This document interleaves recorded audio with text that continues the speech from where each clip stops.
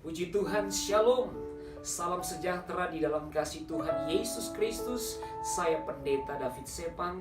Saya rindu untuk berbagi kebenaran firman Tuhan melalui program kami Renungan Kristen Akhir Zaman dengan tema Iman di Akhir Zaman. Saya berdoa program ini akan memberkati saudara-saudara sekalian yang mendengar.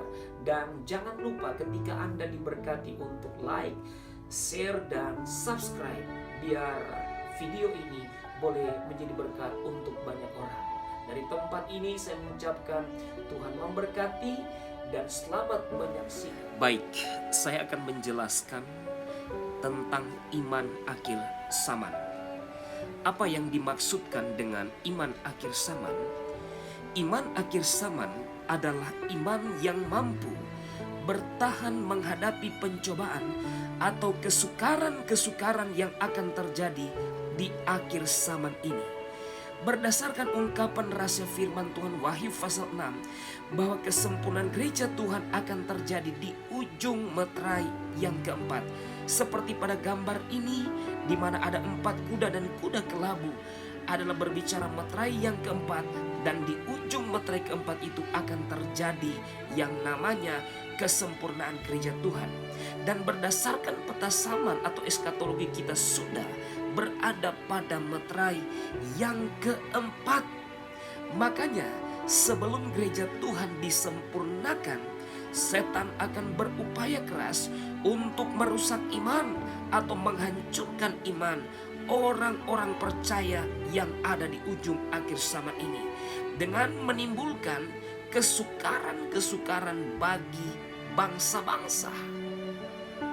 Dalam Wahyu pasal 6 ayat 6, Alkitab mencatatkan ada 4 perkara dahsyat yang akan digencarkan oleh maut alias setan untuk menyebabkan kesukaran-kesukaran besar bagi bangsa-bangsa, yaitu Wahyu 6 ayat 7-8 berkata, dan ketika anak domba itu membuka meterai yang keempat, aku mendengar suara makhluk yang keempat berkata, mari.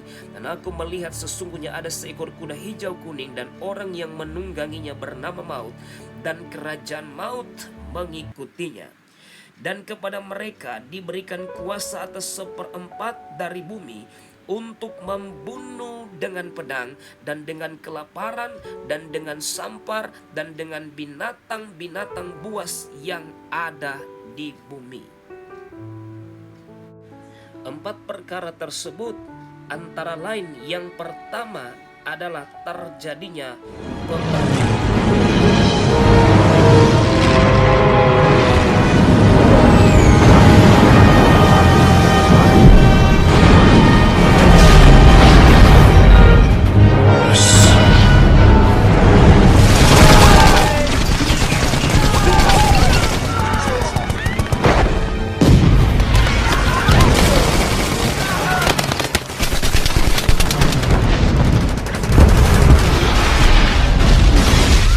Yang kedua adalah kelaparan.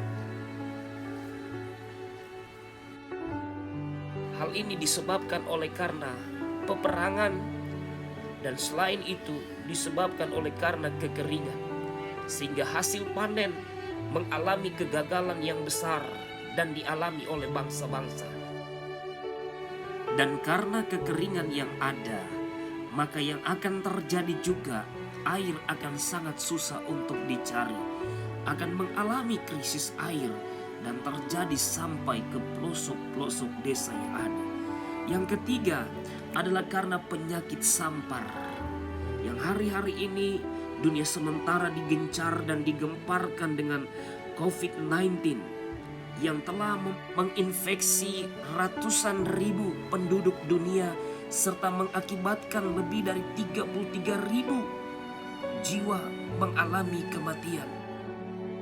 Yang keempat adalah binatang buas, adalah berbicara tentang penguasa-penguasa yang kejam yang tidak menyayangkan akan nyawa orang. Apabila berbeda pendapat, mereka tidak segan-segan untuk melakukan eksekusi mati dengan siksaan-siksaan yang luar biasa. Ketika 4 perkara ini terjadi, maka dunia akan mengalami kesukaran yang hebat. Satu contoh saja, ketika COVID-19 terjadi di bangsa-bangsa, dunia pun mengalami kesukaran yang ada. Apalagi kalau sampai 1/4 penduduk dunia yang akan terbunuh. Artinya jika ada 8 miliar penduduk dunia, maka 2 miliar akan terbunuh di meterai yang keempat ini. Sangat mengerikan. Pasti akan mengguncangkan dunia dan orang-orang percaya. Hanya orang-orang yang memiliki iman yang berkualitas tinggi lah yang akan mampu menghadapi dan melewati kesukaran-kesukaran yang akan terjadi di akhir zaman. Dalam Wahyu 6 ayat 6, Alkitab mencatat tentang 3 kebutuhan pokok bangsa Israel, yaitu jelai, gandum, minyak, dan anggur. Dan hal ini memiliki pengertian rohani, adalah berbicara tentang 3 tipe iman orang percaya di akhir zaman. Tipe yang pertama adalah tipe iman jelai, adalah iman yang memiliki kualitas rendah. Tipe yang kedua adalah tipe iman gandum, adalah iman yang memiliki kualitas sedang. Dan kemudian tipe yang ketiga ada tipe iman minyak dan anggur, adalah iman yang memiliki kualitas tinggi. Tipe iman jelai dan gandum adalah iman yang tak akan mampu bertahan dengan kesukaran-kesukaran yang akan terjadi di ujung akhir zaman. Satu contoh seperti yang terjadi kepada Rasul Petrus yang menyangkal Yesus. Hal itu menunjukkan bahwa iman Petrus berkualitas rendah dan sedang, alias tipe iman jelai dan gandum. Artinya apabila kita memiliki iman yang berkualitas rendah, maka kita tidak akan mampu melewati masa-masa sukar yang akan terjadi di akhir zaman, sama seperti Rasul Petrus ketika dia menyangkal Yesus. Tetapi ketika iman Petrus sudah mencapai iman minyak dan anggur, artinya iman berkualitas tinggi, Petrus memilih untuk taat kepada Tuhan Yesus sekalipun diancam oleh orang-orang yang telah membunuh Yesus. Tetapi Petrus dan Yohanes menjawab mereka, "Silakan kamu putuskan sendiri manakah yang berkenan di hadapan Allah, taat kepada kamu atau taat kepada Allah. Sebab tidak mungkin bagi kami untuk tidak berkata-kata tentang apa yang telah kami lihat dan apa yang telah kami dengar." Kisah Para Rasul 4 ayat 19 sampai 20. Sama halnya Elia mampu bertahan tetap melayani Tuhan sekalipun di masa kelaparan selama 3,5 tahun. Dan lebih hebat lagi, janda di Sarfat mampu berbagi, mampu taat sekalipun dalam masa kelaparan yang luar biasa, karena iman mereka adalah iman yang berkualitas tinggi. Artinya apa? Ketika kita memiliki iman tipe minyak dan anggur, iman yang berkualitas tinggi, maka kita akan mampu menghadapi kesukaran akhir zaman. Bahkan kematian pun tak akan menggentarkan iman kita untuk mau taat dan setia melakukan kebenaran firman Tuhan.